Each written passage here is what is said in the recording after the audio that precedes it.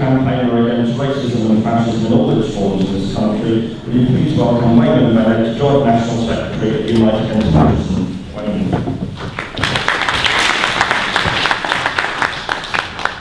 Thank you very much for allowing me to speak at this conference, and I think it's very, very important that it does take place. I want to say that I agree with all the speakers who have spoken previously about the development of Islamophobia as a particular form of racism that's developed. I welcome what Bob said about the last, since the riots that took place and the narrative that took place around the riots 10 years ago was to argue that Muslims had self-segregated themselves, something which has been proven to be false. By, if you look at Lily Simpson's book, that this is a completely false scenario that has been developed. But what I want to dwell on is the actual lack of activity about stopping violent attacks. I believe people like the EDL act in a terrorist way, and how they're not portrayed like that at all by the press. I'm proud to be at the East London Mosque, by the way, because one of the reasons is when the EDL announced that they were going to march in East London,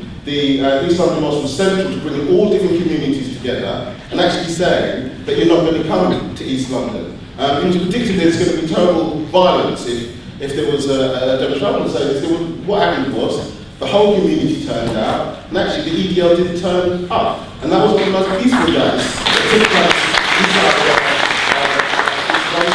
But I do think that in the process they were vilified and demonised and presented as the idea was that the anti-racists were told that we were the violent ones. Now, when you think about the EDL, I want to just go through some things they've done in the last 2 months. The attack in Darlington, 30 thugs. Redbridge, mosque been attacked. Hull, mosque been attacked in terms of Stoke. 2 years ago, the attack on the mosque that took place there. In Dublin, they not only attacked the mosque, they attacked the Hindu temple that took place. Yet, when you read about it in the media, when I'm interviewed by the BBC, they say to me, you're a terrible person, you're opposing freedom of the right of these people to march in the street, and these people just want to oppose extremism. That's what they want to do. Actually, then you look at the practice of them.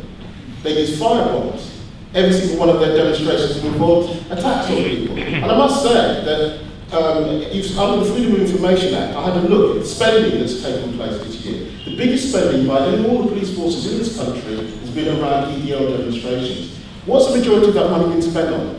Has it been stopping the thugs on the street marching? Actually, it's not. It's been spent in putting money into the Muslim community to say, stay at home on that day. The safest place for you is inside your house. Now, I don't believe this is a very good tradition. And the reason why I say that is I grew up around East London, and in the old days it's very clear to spot the fascists. They had short hair, they were wearing boots, and they were chasing after you. And you were very clear about what they were. Today, actually they come forward and they present themselves as being more sophisticated. But I do think we can defeat these people. I do think it's important we talk about mobilising all communities that are against it. Because I believe that if when the Jewish community was attacked, actually, if you talk about what happened in Cable Street, if there hadn't been a mobilisation around that, where everybody turned up, then actually they may have been successful. In the 1970s and 60s, when the black community particularly was under attack, actually what happened was there was unity between black and white. In other words, there was an attempt to make sure that no community was isolated. I think part of the problem is that some of the elites in our society are playing the race card when it suits them. To be honest, why when the EDL are marching in Luton, did our Prime Minister make a speech about the crisis of multiculturalism? I must admit, somebody that's been to Eton and been to a privately educated, I've got nothing against those or whatever, but actually, come on, let's be honest.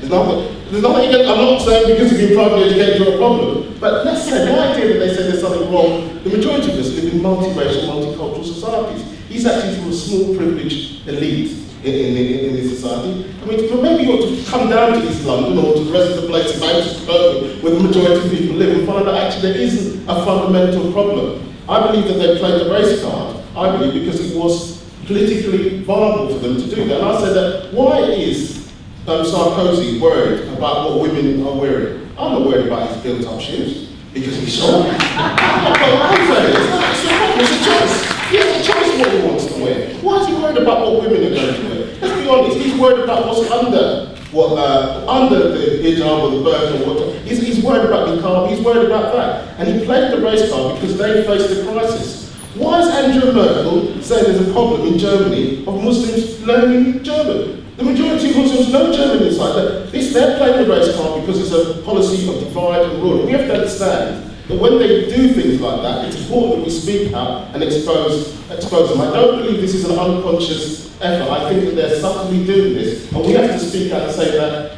it's wrong. I do believe that we can expose and stop it. One of the reasons why I think it's important that we identify what's going on is because I think there's intent to segregate the Muslim community when there are demonstrations. I'm very proud that in Blackburn, the Muslim Council of the Mosque, despite them spending £500,000 to say to stay at home, decided they were going to join the demonstration in a peaceful way, just simply to say we are the majority inside the society, black, white, Muslim, whatever, to say that we won't allow thugs to come along and intimidate us. And I think we do need to have that broad resistance. And I do think we need to start asking questions of some of the institutions that talk about safety. A couple of months ago, they said they found some workers, they said were discussing attacking the Pope, and they arrested them, right? Then a few months later, it turns out all these things are not true. The EDL put on their website, we're going to attack people on particular days. It's not very hard. You look at the website and work out. Actually, they don't do anything about those people in a systematic way. In fact, those people have carried out a series of attacks across the whole of the country, and I don't think there's been a systematic effort to do something about it. In fact, the Home Office says that they're not classified as a racist group. They're not classified as a group that's violent. I spoke to the Times newspaper, and they said, don't you think that these people have been agitated? And I think to myself, what are they agitated about? Because what they're trying to do is to put the blame, or try and, I believe, use anti-Muslim racism as a policy of dividing people. The media have, I think, demonised those people that want to oppose